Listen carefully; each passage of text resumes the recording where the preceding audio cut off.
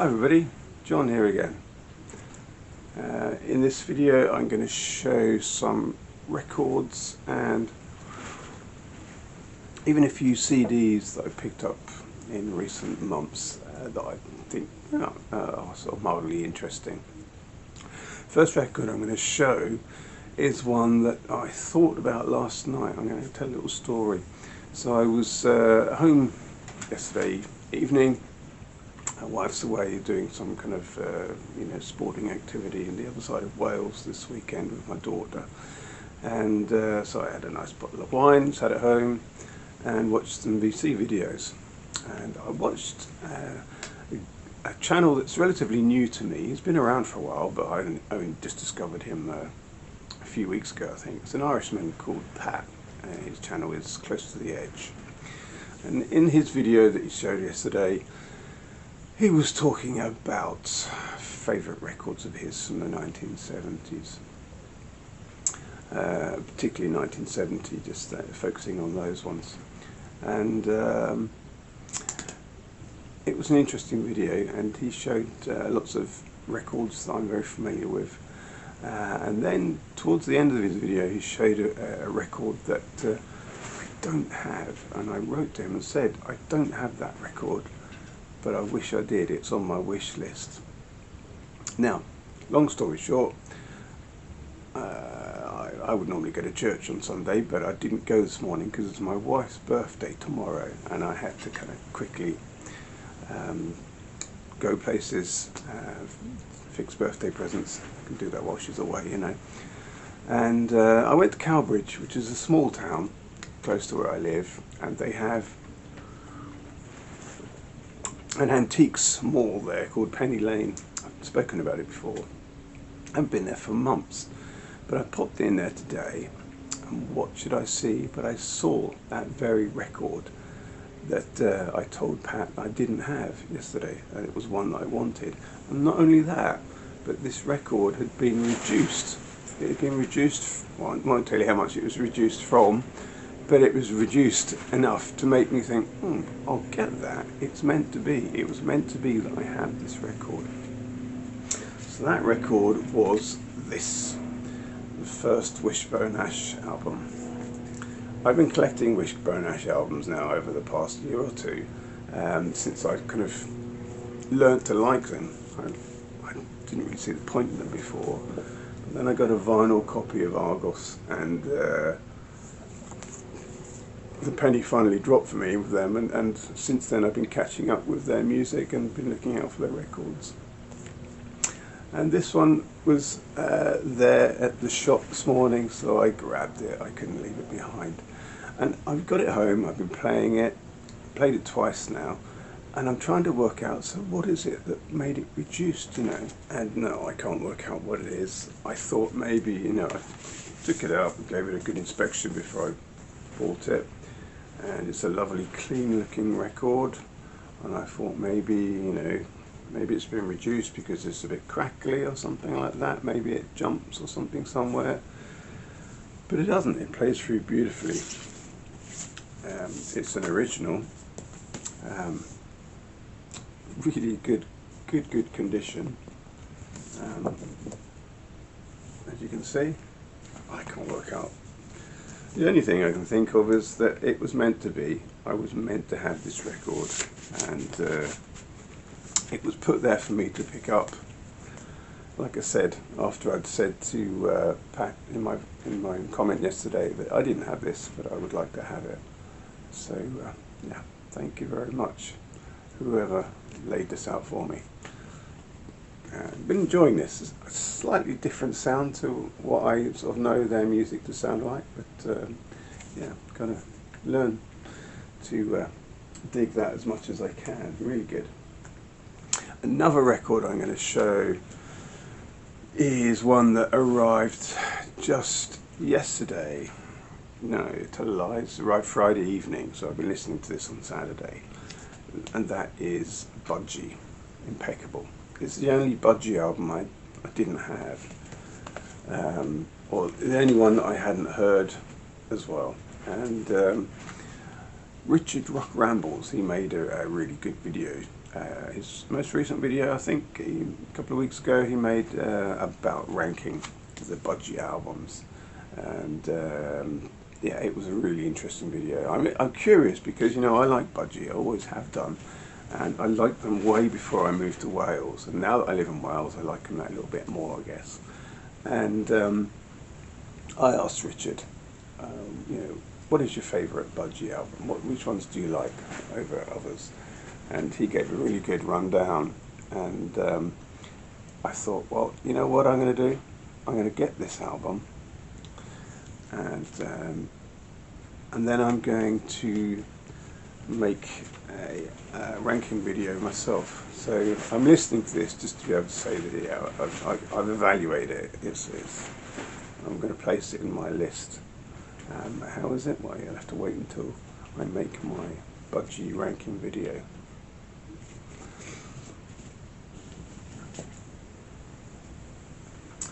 Some CDs that I've been spinning in the car recently, and the reason why I'm showing these, James Griffiths made a video just recently showing his some interesting CDs, and I thought, yeah, well, I've got a few CDs, I'd love to show them, and I haven't done.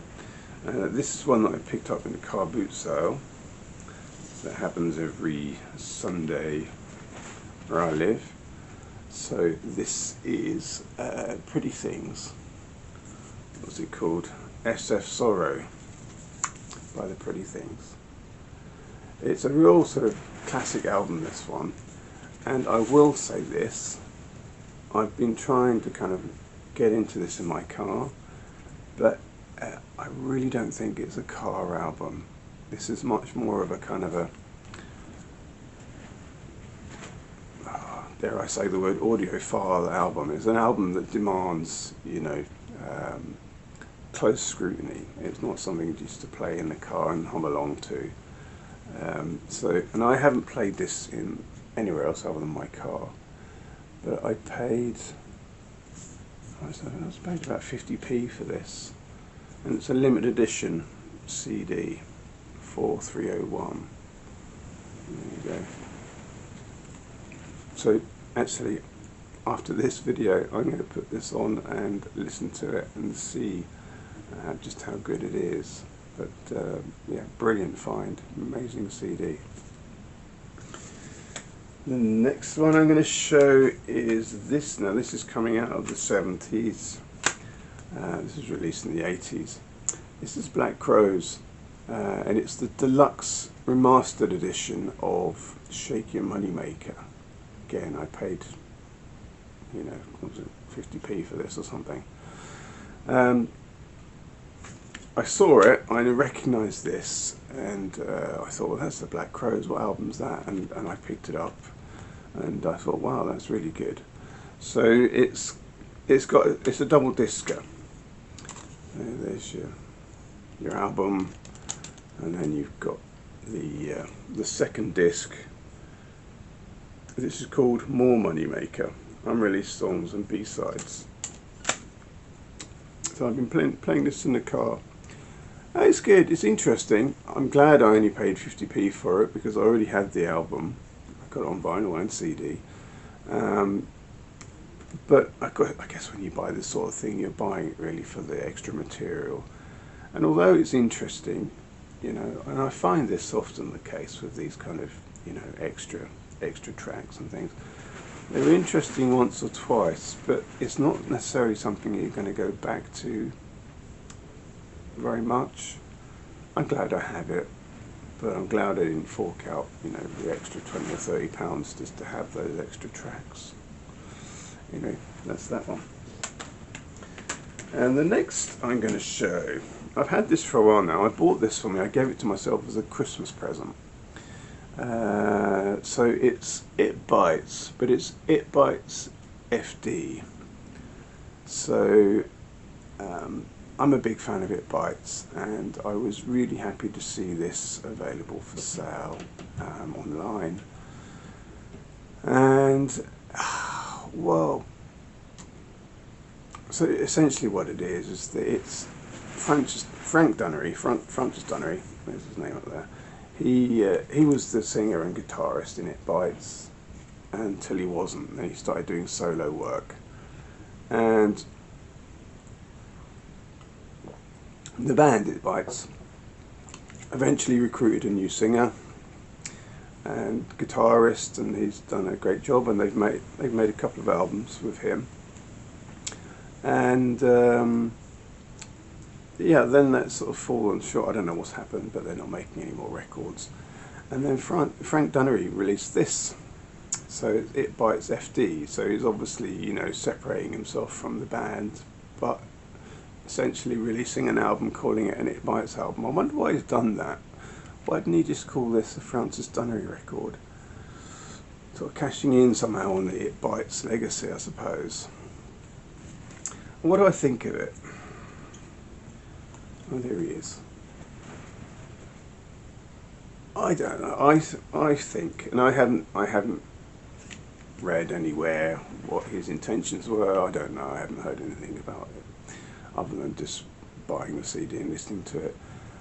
But I feel like it's kind of opportunistic.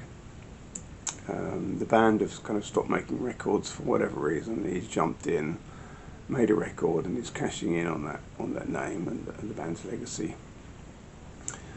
Does it sound like an It Bites record? I don't think it does really. I mean, in places, but not very much. And the thing is, what I had expected is I had expected him to perhaps pick up from, you know, their amazing progressive rock style that they had with him on the Once Around the World album. That would have been perfect if he'd have picked up on that and sort of gone forth, but he hasn't. He's made a collection of quite mediocre songs, to be honest with you. It's nice to hear him play guitar in places, but even that is sort of few and far between. I wish he'd put a bit more effort into making a really good, strong It Bites record, but he hasn't. I'll speak about this and show this again. I'm going to do a spotlight about It Bites because they're one of my favourite bands, and with this being their most recent release, or a recent release under the name It Bites, it would be a good point to work up to from the beginning up to this.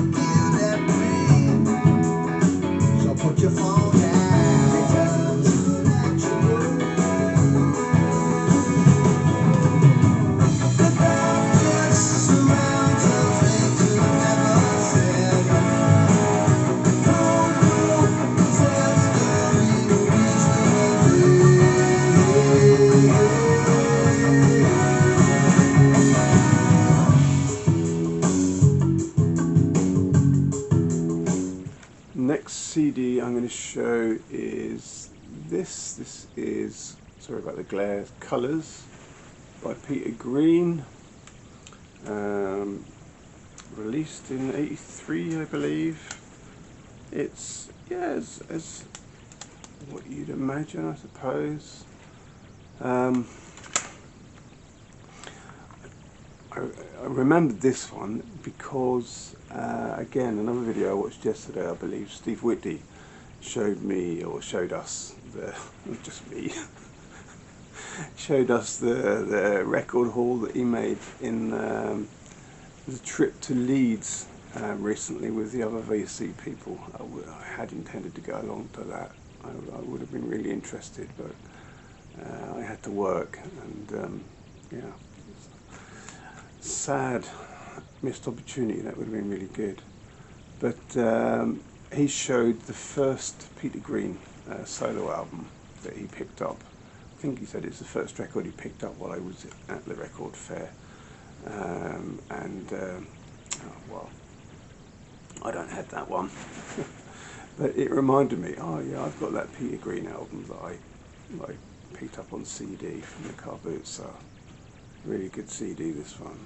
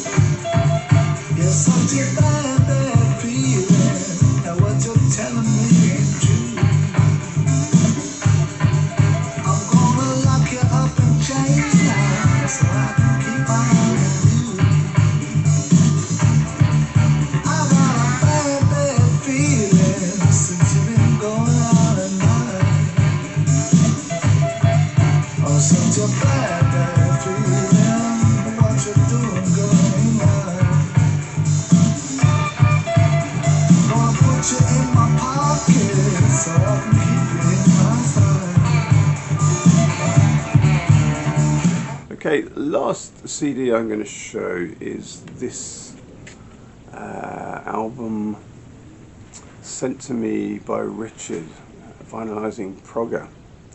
Sent it all the way from America. This was it came with another CD that I showed in one of my more recent videos, and yeah, it came in a package and arrived. I opened it on Christmas Day, and yeah, this is really quite good.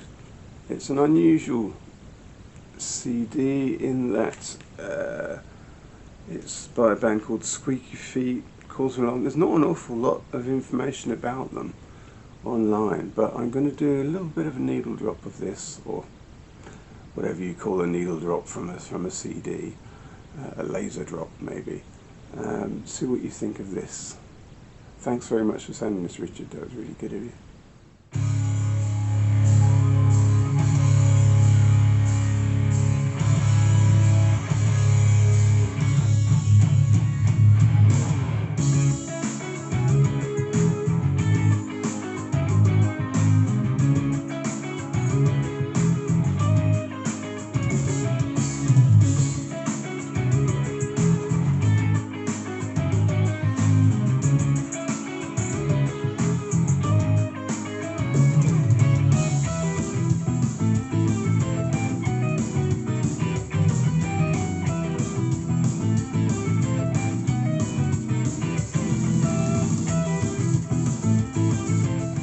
And then the last CD I'm going to show today, this is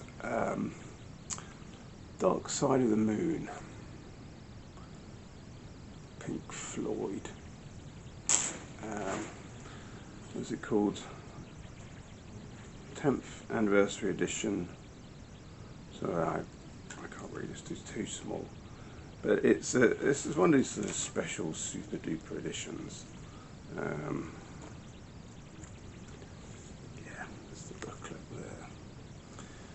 And there's the CD. I picked this up at a car boot sale again. You know, paid peanuts for it, 50 pence or something like that. Nothing, you know, nothing more than that. And I was curious. I mean, I've got copies of Dark Side of the Moon on vinyl, CD, but this one was a little bit different, and I got it because of its difference. I didn't really know what to expect. But it is sort of a special, I'll write it here, whatever it is, sort of a remastered, repackaged, redone everything. And the sound quality on this is pretty good. It's amazing. I put it on, and my daughter laid in the sofa here where I'm sitting and reading her book, and I could tell she was really getting into it. She sort of, you know, 'cause it pulled her in completely. If it had been something that she was absolutely not interested in, she would have just got up and walked away. But she didn't. She stayed and sort of experienced the whole record, or the whole album. And that's pretty much what you do with this kind of thing, isn't it? It's not so much listening as experiencing. It's an incredible CD. This is. Just so glad I got it. And yeah, what can I say? it kind of takes it into a new realm. Tell a story about this sort of thing. One of my best friends, English guy who I learned to know in Sweden, he was my best man when I got married to my wife. When I met him, it was sort of, yeah, he'd left his records behind, and he was sort of investing heavily in a new CD collection as time went by. And once he'd bought lots of CDs, then he sort of started buying these new ones, you know, like the remastered versions. And he would feed me, often or not, his bog standard CDs to me, because he'd bought the new updated version. And then there came a new one, and that got updated. And then, you know, like Iron Maiden, Pink Floyd, they do these kind of things, and they sort of re-release higher definition versions or whatever. And my friend Tim would go out and buy all these things, and then pass along the ones that he'd sort of had before to me. And yeah, I remember my family and I moved to America. We come back, and in that time, records had sort of become really popular again. And I thought to myself, I wonder if Tim is going to shed all of his super duper CDs that he's bought, or the expensive high definition ones, and is he going to start buying records now because that's the latest thing?